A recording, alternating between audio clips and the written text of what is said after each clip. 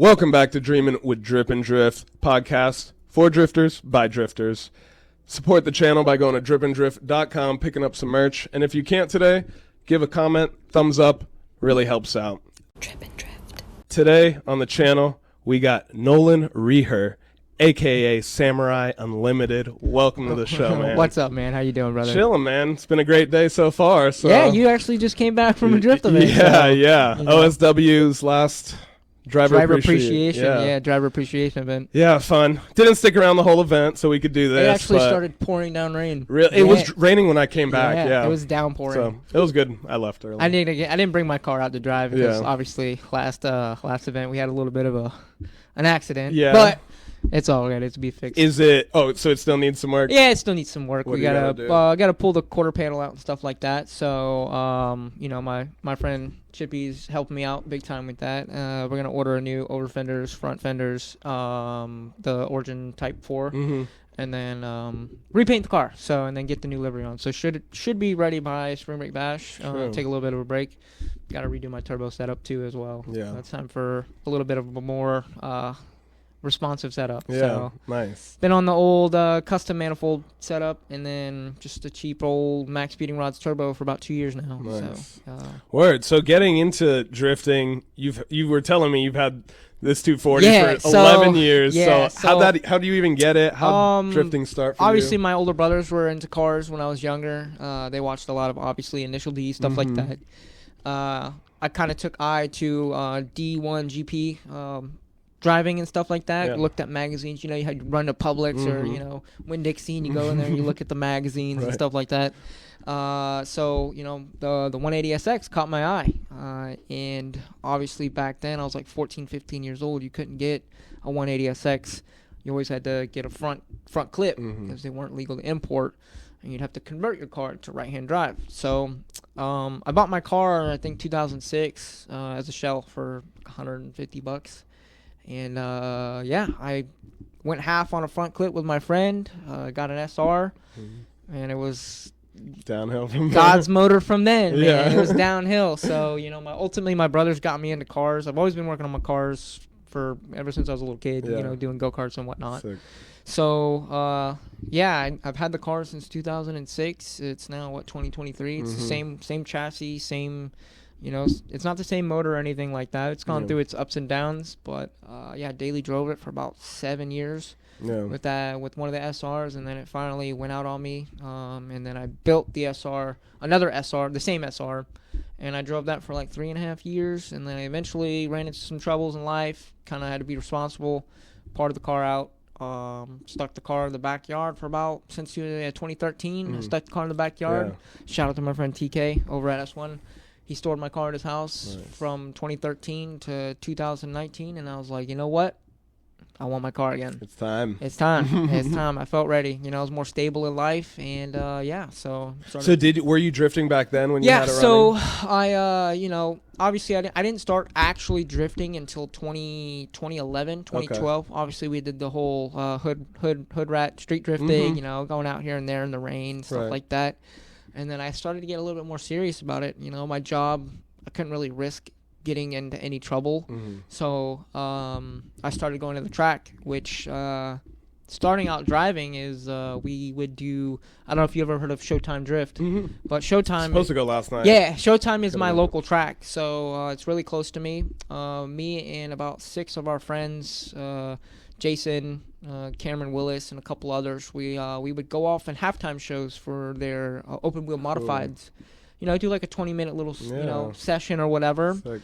And the owner of the track really liked how the people liked the excitement of drifting. They reacted to it. They reacted to drifting, and eventually we got our own day. I just recently posted about this on my Facebook. We got our own night to drift. We had about 20 cars. Wasn't anything crazy, but we managed to start an event, and Showtime Drift was thus born to now. And now they have 2 events a month. Now they have 2 events a month. An average of 30, 40 cars show up. Sick. From beginners to advanced to pro. We've had pro drivers show up, to test and tune their cars if they're having an event or whatever like that, and they need to emergency test their car. So it's been awesome, and Yeah, so Showtime Drift was pretty much my home track, and then I don't know, this is more of a niche one, but Auburndale. Yeah, so Skid Auburndale Games is having an event there. So Auburndale, I didn't even know that. I was one of the first people to start Auburndale. One of my old friends, Nick Witt, organized that with a bunch of my other friends, and I got the opportunity to be one of the first 20 drivers to drive that track, and then it became I had gotten out of driving, and so then it continued on, and they had a bunch of events, and I'm not sure what happened to it. I'd kind of seen it died down. I don't know if they just fall out or whatever, but they're starting it back up now with the drift games that are coming up, so that's good because that's another track to add.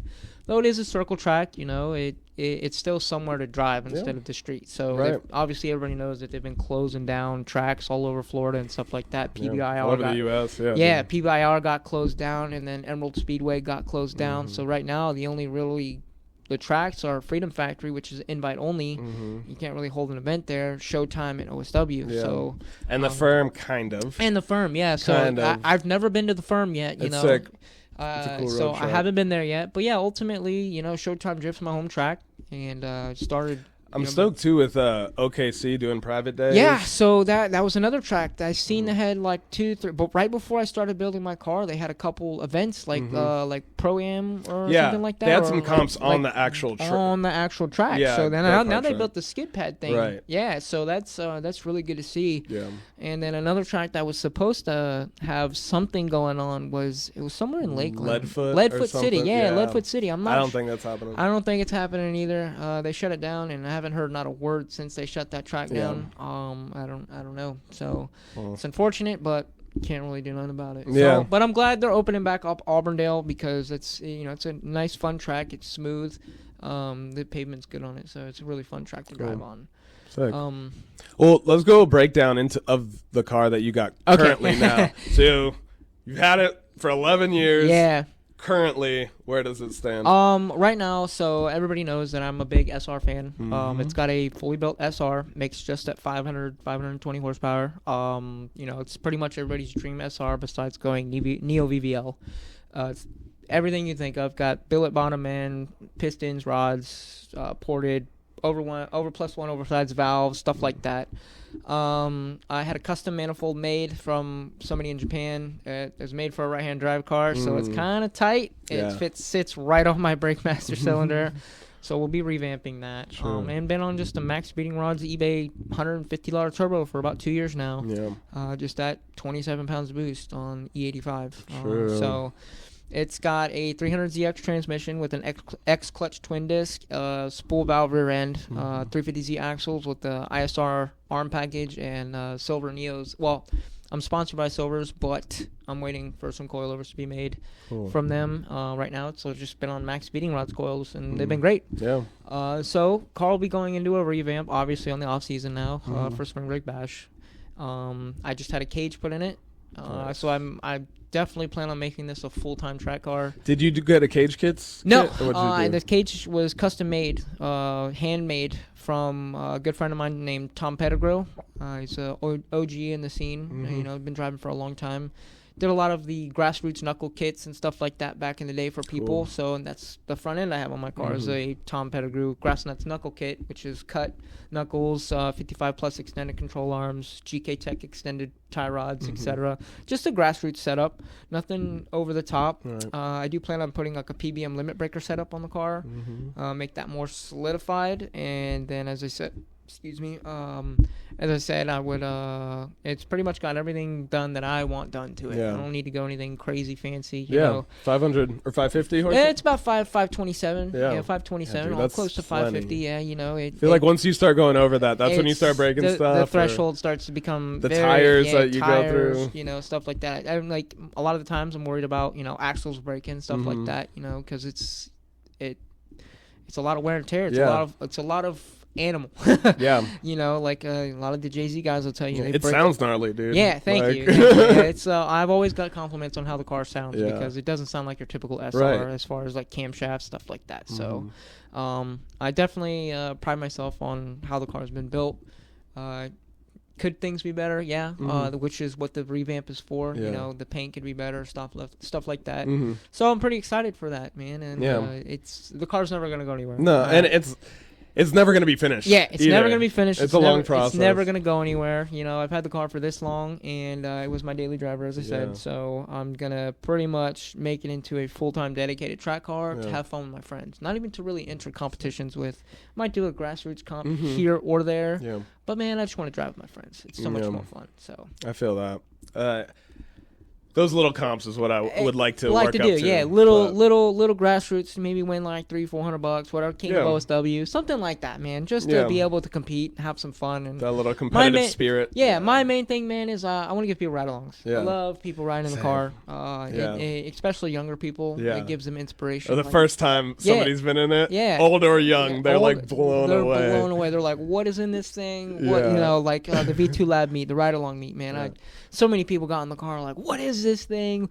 How much power is it making? You know, this, that, and the other. And I'm like, it's just a little 4-cylinder. And they're like, this is just a little 4-cylinder. Right. This thing flies. So it was super awesome to see people's faces light up. You know, people excited. I had people that wanted to, like, I want to ride in that car. You know, and that makes you feel good about, you know, like you built a quality car. Sure. You know, somebody's interested in the stuff. Put time to also make it look good, not just run good. Yeah, exactly. You know, and you get these people that they want to ride in your car because they like it, and it makes you feel like, you know, you've accomplished something, like, you know, and it's really humbling, and it feels really good. You know, I think that's just a good aspect a lot of people want to enjoy. I want not just myself to enjoy my car, but my friends, strangers. I want people to enjoy the car as well, you know. And if you wreck it, you wreck it. It just happened. It is a part of it. It's a part of it, you know. And you break it, fix it, repeat. You know, you keep going. And as I said, this car is not going to be a daily driver car anymore. So it's not meant to be super comfortable. It's not meant to be, you know, ultimately pristine. You know, it's going to happen. Stuff's going to break. So as long as people can get a smile and a video out of it, that's all that matters to me. Yeah. So. How long have you had your shop for? So my shop, I've had it for I just started probably about 1.5 years ago. Okay. More legitly, it was just gonna be like a hangout spot for me and my boys and my friends and stuff. That's cool. But man, like, I want to open something. I want to progress. I want to make something. I want to make a name for myself and, you know, some of my good friends that have really good talents and skills, like my friend Chippy. Shout out to Chippy Styles, man. That if you need a bumper that's been exploded to be replaced, hit that dude up. He's really good with fiberglass, and I appreciate him because you know, I'm trying to set him up to where he's able to facilitate and use his talents to where he can actually make something of himself. So that's awesome. He's good at body work, and I'm pretty good at engine building and stuff like that. Obviously, I specialize in Nissan stuff, but it's been about 1.5 years of like consistent, like not super consistent, but like it's a niche thing, man. You know, I can do normal cars too. I've been an automotive technician for a better part of 15 years, you know, certified, everything like that. So I can work on normal cars as well. Ultimately, I think the goal is to be obviously in a bigger place to where I can facilitate normal and performance. Just that way, and body. That way I can, and maybe retail. I don't know. You know you don't know how the world progresses whenever you're into stuff. That's true. You know, and pretty much that's the goal, man, is just to have a good way to facilitate my life and do the things that I want to do and bring my friends along with me. You ever seen Jimmy Oaks? Yeah. And shout out to Jimmy, man. Yeah. That dude's got the and you gotta have Oaks the Oaks right now. Yeah. He's such a good dude. He actually, Spring Break Bash, when I first brought my car out there, he told me he liked my car. Sick. So it felt pretty good, man. Yeah. You need that sometimes, just that little extra, man. That little bit of push. All right, you get you feel validated, and that makes you want to progress further and push further. And then also like you know, helping people, just, you know, want people to do better along with yourself. So totally, it definitely feels good, man. And having the shop, it just makes me want to work even harder. Sick. So. And that's pretty much my goal. Yeah. So awesome, man. So you recently, well, not too recent, but went up to Virginia for Langley. So was that your first time up there? That was my first travel event. My brothers are military, or my brother Eric is military, so he's stationed up there. Unfortunately, he was deployed. I couldn't get a chance to see him. So my other brother Neil lives up there, and it was actually a spur of the moment kind of thing. Not like spur of the moment, but I planned it for probably about 5 months. You know, so I worked and built up money and saved and did this, that, and the other to do this trip. And shout out to my trailer sponsor, PTR Rentals. You know, he he helped me out. He facilitated a trailer for me. Yeah. The Air Max trailer that you've probably seen me use. Super nice trailer. Yeah.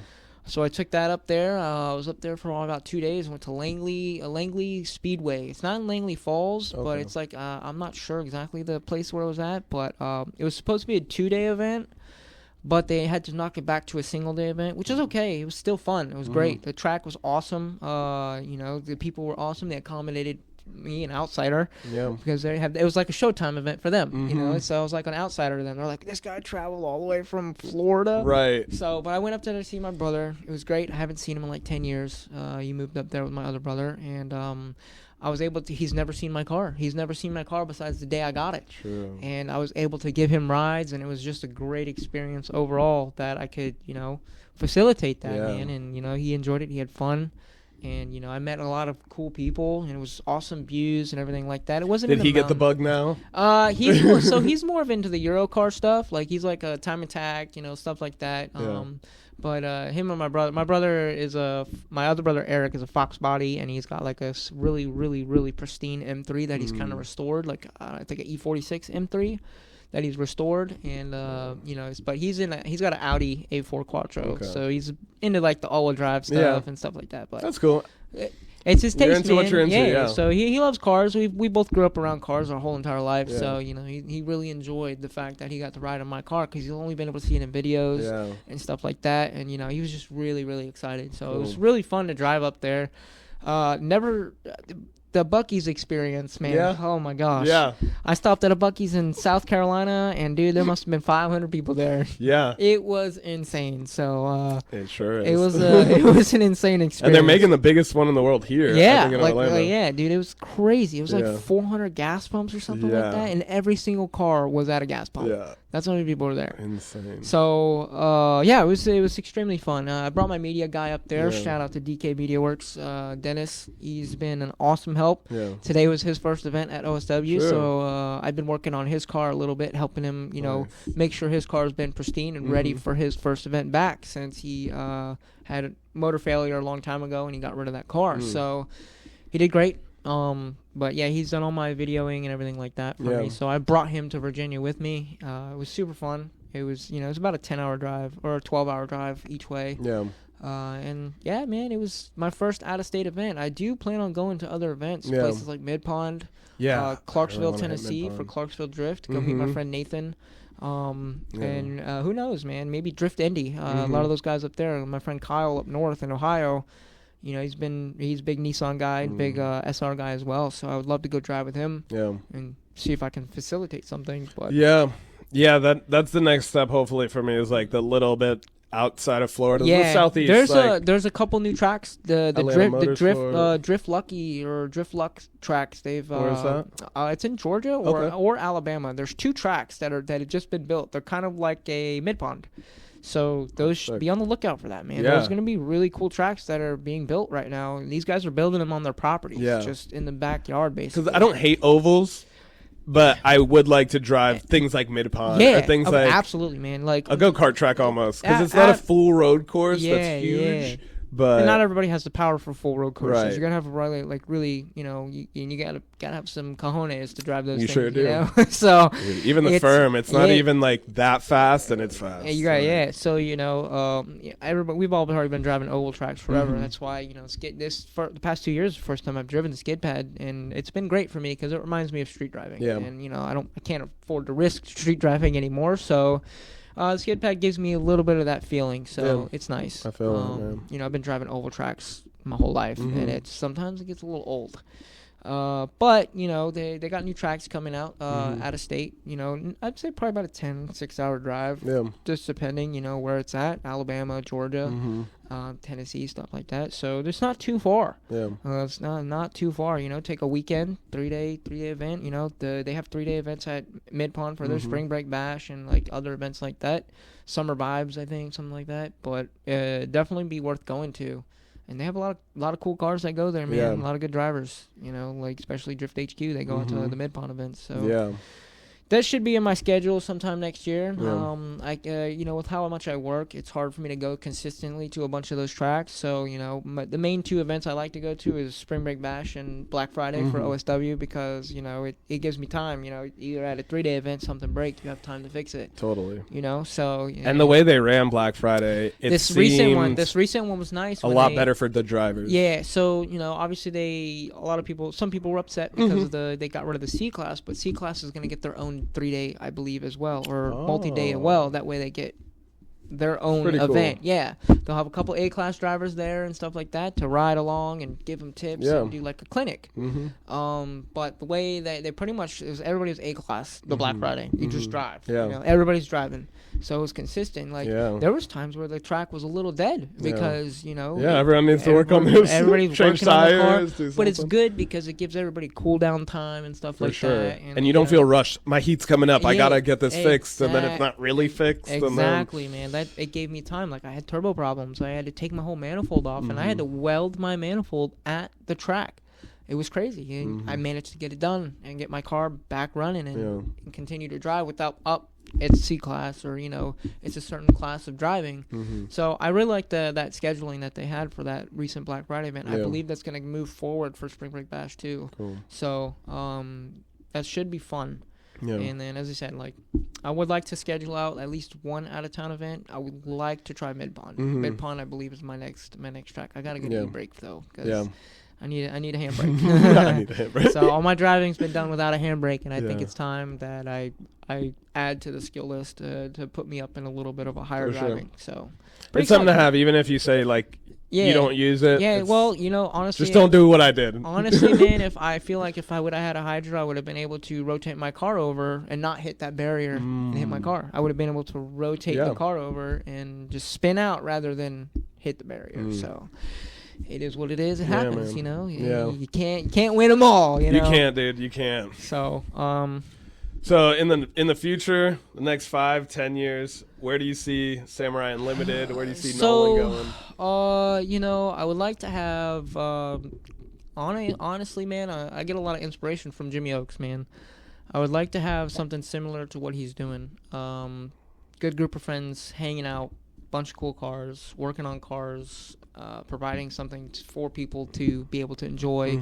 A brand, retail store maybe, just being able to make people's dreams come true. Yep. So that's my ultimate goal, is to be able to facilitate people's dreams without being like crazy overpriced and just kind of irrational with it, but also enjoy going places too. I've always been working on a hard laborious job.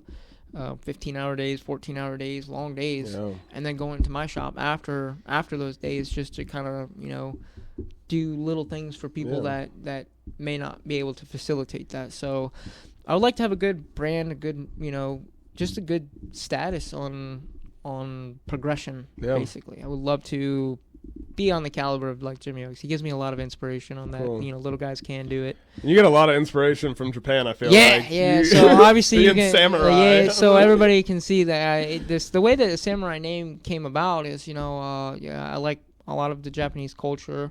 I'd like to learn more about it. But I've just been kind of obsessed with samurai stuff my whole life, and that's this tattoo on the side is the 7 virtues of the Bushido Code, and it's, if you look into it, it's kind of like try to mold my life around a little bit of that, just because of how the morality of things are. But so the name came about. It was just going to be Unlimited Performance, which it may change to that still. It's just the LLC was taken at the time, so like that way I can incorporate some of my friends. So I would be Samurai Unlimited, and then my friend would be Chippy Style Unlimited. Cool. Something like that. That way I can keep the brand, but I can also keep my sub brand, and he can have his own sub brand and stuff like that, and be able to make his own thing or whatever it may be. Any of my friends that choose to try to progress with it. It's a thing in the works, but ultimately everybody knows that I like samurai stuff, and it flows with the Japanese culture of the car. Cool. The JDM style, and it'll be even better when I get the 180. So, it's pretty sick, man. Yeah. So about 5-10 years, I look into having a good progressive business. Sick. Hopefully, you know, that can facilitate a lot of different things. And it's not just with JDM stuff too. I'm Mm-hmm. good with USDM cars as well. So, you know, it's just how, you know, how well it goes from there and how much effort I'm willing to put into it. Sick, man. So, well, I appreciate you coming by, yeah, dude. absolutely. When you man. get that other 180, dude, I gotta check that out. Yeah, bro. So let me know. it's good. I'm looking into like midsummer. Yeah. Maybe next Cool. next fall ish. Yeah, man. Hopefully should be able to find one that I really like. Sick, It's dude. gonna be a matching car to my That should drag be car. sick. So Awesome, man. look forward to it. It'll be Sick, fun. dude. Well, I appreciate you stopping by. If you like this video, give a thumbs up, drop a comment if you can, and we'll catch you next time, fam. Thanks, guys. Peace.